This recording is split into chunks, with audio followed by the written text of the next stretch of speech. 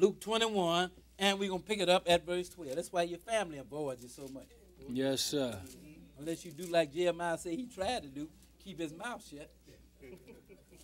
As soon as he opened it, you know what happened there. Because as soon as you open yours, you know exactly what happened. Start reading at Luke 21 and pick it up at verse 12. 21 and 12. Go ahead and read. But before all these, they shall lay their hands on you and persecute you, delivering you up to the synagogues and into prisons, being brought before kings and rulers for my name's sake. Go ahead. And it shall turn to you for a testimony. Settle it therefore in your hearts, not to meditate before what ye shall answer. For I will give you a mouth and wisdom, which all your adversaries shall not be able to gainsay nor resist. You know, like it was with Stephen. You know, they ain't going to be able to, I mean, they going to talk against you, but they ain't going to be able to gainsay it. You understand what I'm saying? Sir. Neither will they be able to resist. What do I mean by resisting? They ain't going to have nothing that they can take the scripture and deal with you on it. Right. You understand? Like they couldn't deal with Stephen.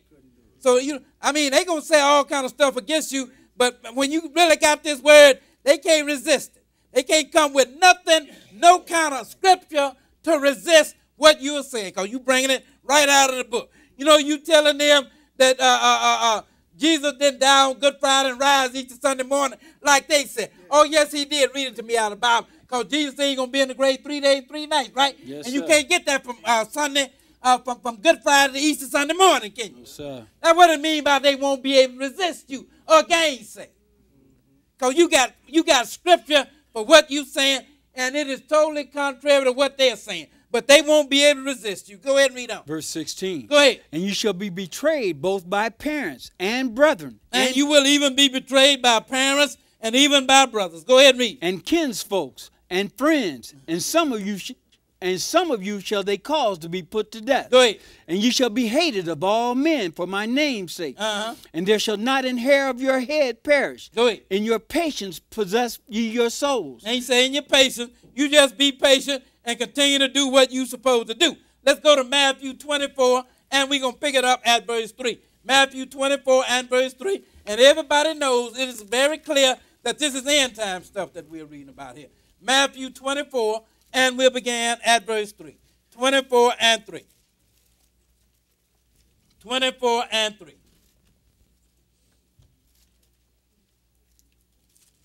Okay, go ahead and read. And as he sat upon the Mount of Olives, the disciples came unto him privately, saying, Tell us, when shall these things be? And what shall be the sign of thy coming and of the end of the world? So we know this end time stuff that we are reading about here. What will be the sign of your coming and of the end of the world? Go ahead and read. And Jesus answered and said unto them, Take heed that no man deceive you. Now the first thing you need to make certain of, that don't nobody deceive you. Yes, sir. So he's letting you know there will be much deception going on in these last days. But make certain, first of all, that no man deceive you. Go ahead and read on. For many shall come in my name, saying, I am Christ, and shall deceive many. And they're going to even come in his name, but yet they're going to deceive people. You know how that is? Because he is Christ, isn't he? Yes, but sir. yet they still will deceive people because they're going to come in his name, but they're not going to have his doctrine. That's right, brother. See, you know, and John even wrote in 1 John, if they do not come with the doctrine of Christ, then don't let them in your house and don't bid them Godspeed. Yes, sir. So now they're going to come in his name, but they're not going to come with his doctrine. Go ahead and read on. Verse 6. Go ahead. And ye shall hear of wars and rumors of wars. See that ye be not troubled. Go ahead. For all these things must come to pass, but the end is not yet. Now, we're looking at all this stuff. This is how I know we're in the last days. Go ahead and read on. For nation shall rise against nation, and kingdom against kingdom. Go ahead. And there shall be famines and pestilences and earthquakes in diverse places. All these are the beginning of sorrow. Go ahead. Then shall they deliver you up to be afflicted. Now he said, this end time stuff we're reading about here, then they will deliver you up to be afflicted. Go ahead and read on. And shall kill you. And they will even kill you. Go ahead and read. And ye shall be hated of all nations for my name's sake. This end time stuff that we're reading about here, isn't it? Yes, and sir. they will deliver you up to be afflicted and kill you even, and you will be hated of all nations for his name's sake. Let's go now to Revelation chapter 17, and we'll pick it up at verse 1. 17 and 1. 17 and 1. 17 and 1. This Rome that we're about to read about here is even dealing with the last days. Revelation 17 and verse 1. 17 and 1. 17 and 1. Okay, go ahead and read. And there came one of the 7 angels, which had the 7 vials, and talked with me, saying unto me, Come hither. I will show unto thee the judgment of the great whore that sitteth upon many waters. Now this great whore, this represents really the Catholic Church. I may as well just go ahead and say Yes, sir. because That's what this it is is. the great religion that came with the Roman Empire, and that's who. And hopefully, I'm not offending you, but that's who it is. That's who it is. It is what it is. And we got to Yes, tell it sir. like it is. You know what I'm saying? So this is who this is that we're looking at here, and it say, the judgment of the great whore that sitteth upon many waters. Go ahead, read on. With whom the kings of the earth have committed fornication, and the inhabitants of the earth have been made drunk with the wine of her fornication. Now, every time you do first day of the week, Sabbath day, you are committing spiritual fornication. Every time you do Christmas and Good Friday and Easter and Halloween, then you are committing fornication with this woman. Spiritual fornication. Fornicate, that means you are serving some God other than the true and living God. And when you deal with any of that stuff, then you are dealing with some God other than the true and living God. We did a lesson on this sort of recently. Go ahead and read on. So he carried me away in the spirit into the wilderness. Go ahead. And I saw a woman sit upon a scarlet-colored beast. Now this beast represents Rome, the secular part.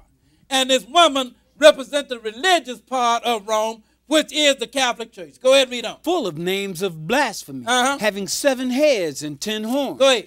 And the woman was arrayed in purple and scarlet color, and decked with gold and precious stones and pearls, having a golden cup in her hand full of abominations and filthiness of her fornication. Now this is all that bad doctrine that the woman came with. Go ahead and read on. And upon her forehead was a name written, Mystery, Babylon the Great, the mother of harlots and abominations of the earth. Go ahead. And I saw the woman drunken with the blood of saints. Now we have it here. Now I saw the woman, she was drunken with the blood of the saints. We're going to read a little bit about this blood of the saints that she had been drunken with. Go ahead and read. And with the blood of martyrs of Jesus. And with the blood of martyrs of Jesus. Martyr is somebody that died for their faith. Yes, sir. So now she's drunken with the blood of even the martyrs of Jesus, those that died holding on to the word, in other words. Go ahead and read on. And when I saw her, I wondered with great admiration. Now, we're going to read a little bit about what is known as the Holy Inquisition. We're going to come right back here in a minute. But let's read a little bit from the encyclopedia. Pick up any encyclopedia and read about the Holy Inquisition. Anyone, it do not matter. This is not hidden knowledge. It is available. I don't care what history book you pick up or what encyclopedia you pick up. Start reading right there and read everything that's underlined and read. The Inquisition, system of tribunals formerly existing in the Roman Catholic Church. System of tribunals formerly existing in the Roman Catholic Church. I'm going to let you in on a little secret. It still exists. They just don't call it Holy Inquisition. Yes, sir. They got another name for it. It's going to even tell you that in this article because they changed everything because they didn't want to conjure up them ill feelings that they had regarding the Catholic Church because of all the things that they did during this Inquisition. Go ahead and continue reading. For the discovery, repression, and now, the punishment. reason they had it was for the discovery and the repression and what else? And